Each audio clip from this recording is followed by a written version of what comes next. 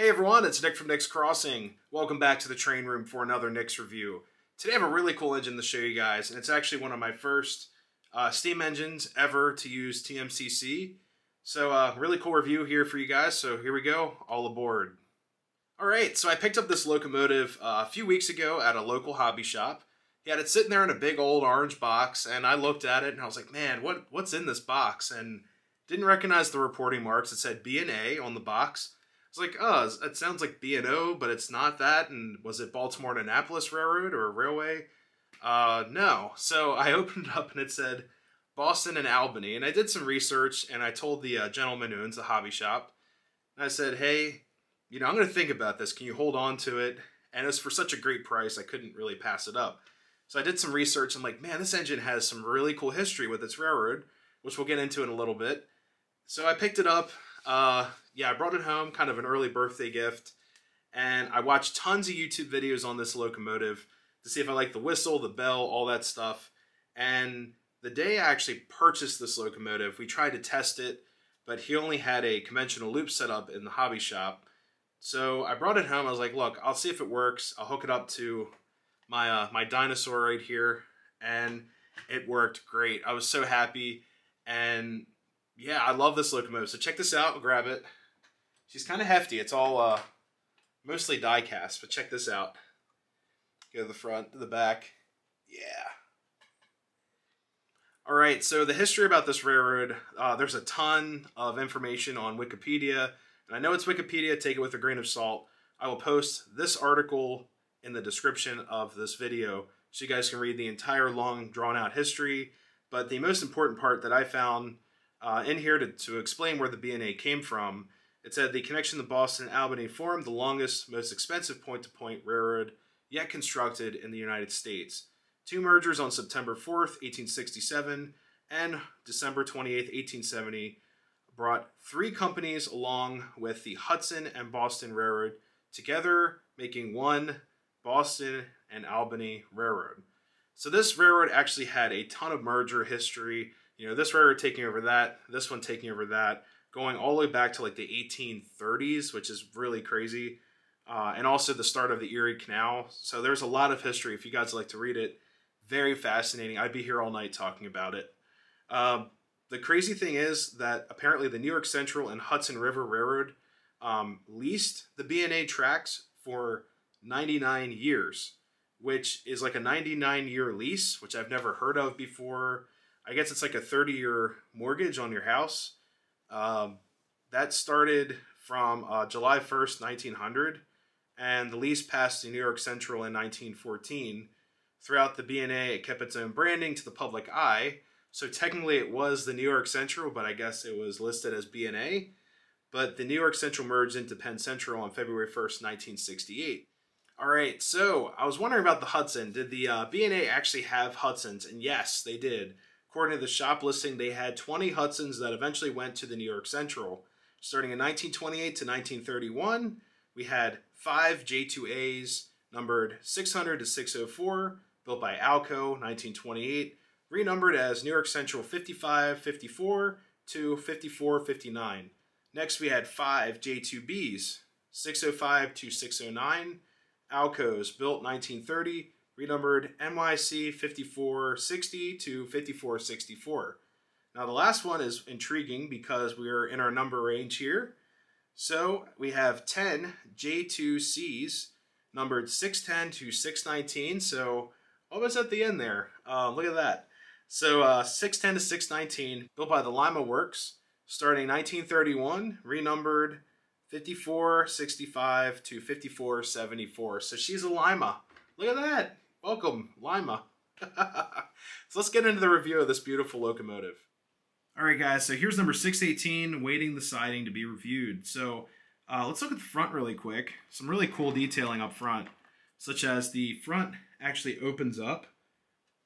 There we go, just like a post-war locomotive to replace your light bulb. Thought that was kind of cool. And it reminds me of a 736 Berkshire.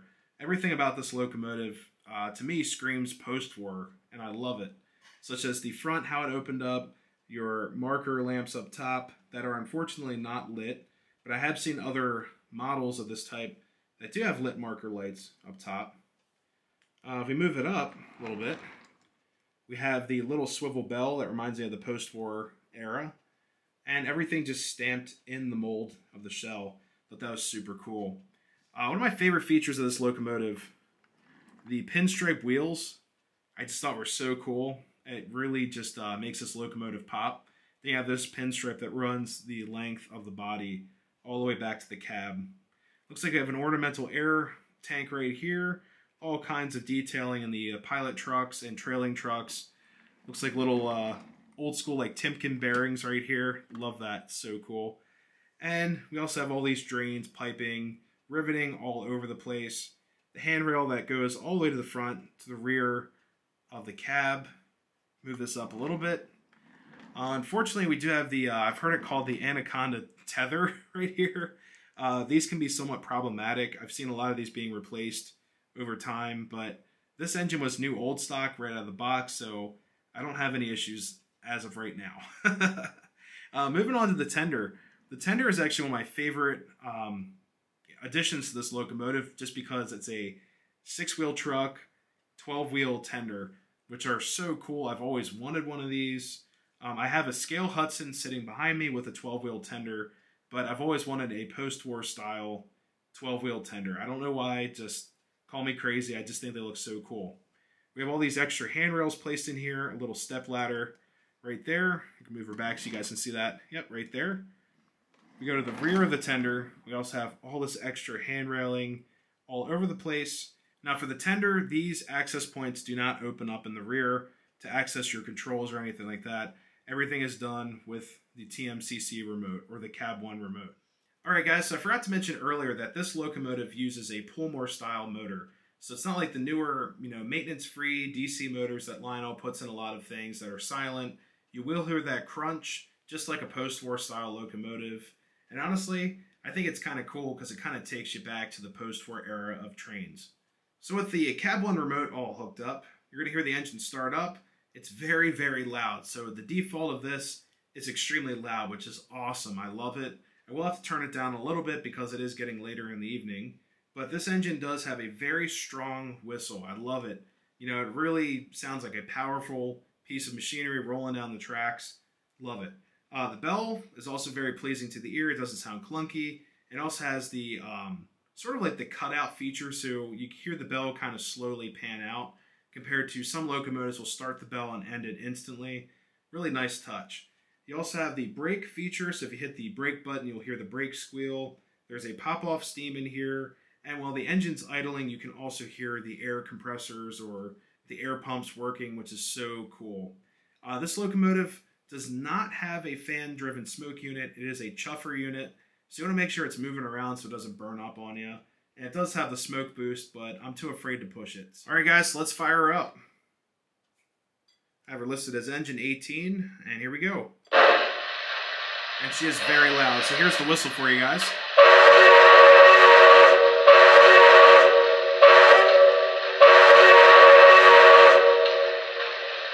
Nice. It's got a nice echo, like a reverb to it. It's awesome. There's the pop-off steam effect. And you can actually hear in the background that the air pump's working.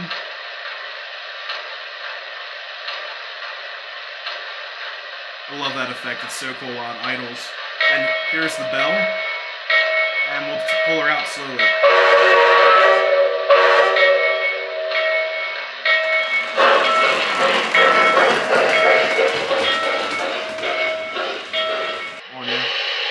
Oh, there's pop-off steam again. And you hear that little shh. That's actually the steam changing for the direction. Nice chug effect. Yeah, so there we go. And I turned off the throttle, you actually hear it click. And we change direction again. There we go. So I think she's ready to roll. Alright guys, so 618 needs a hefty load of cars to pull, so I have a consist of 6 New York Central Century Limited passenger cars so she can pull around. Starting with this beautiful baggage car, combo car, Next we have the first coach, a second coach, a third coach, and can't forget the coach observation car with the observation deck and back. So we're going to reunite her with her cars and get her pulling around the layout. So here we go, everyone, all aboard.